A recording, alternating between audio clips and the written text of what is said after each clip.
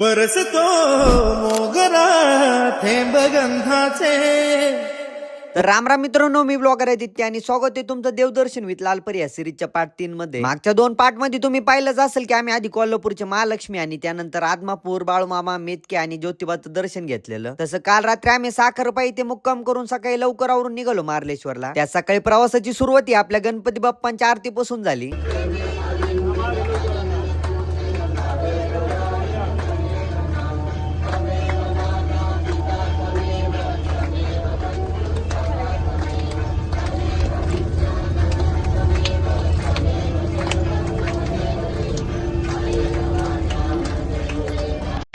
आणि हा मागचे 2 व्लॉग जर तुम्ही बघितले नसेल तर बघून घ्या आणि मला आत्ताच फॉलो करून टाका. निर्वाणे सर्गहा भवतीने जीवन सफर करा मस्तीने मन सरगम छेडा रे जीवनाचे गीत गारे कुंद भारे.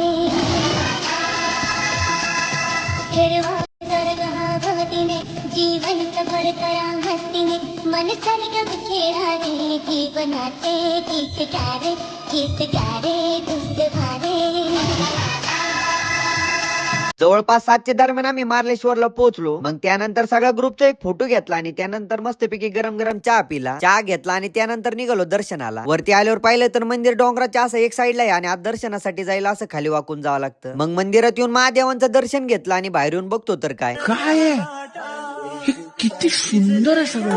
मनांतर दरबळणारा ही स्वर्ग सुखाची दारे हे गीत प्रीतीचे. चिंब भिजलेले रूप सजलेले बरसुनी आले रंग प्रीतीचे. आता एवढं भारी वातावरण बघून आमच्या महिला मंडळाला फोटो काढायचा मोह काय आवरला नाही. मग काय महिला मंडळाचे आणि आमच्या बहिणाबाईचे थोडे फोटो काढले आणि त्यानंतर आमच्या बहिणाबाईला म्हणलं आता तू माझे फोटो आणि व्हिडिओ काढ. तर तिने असं काय केलं,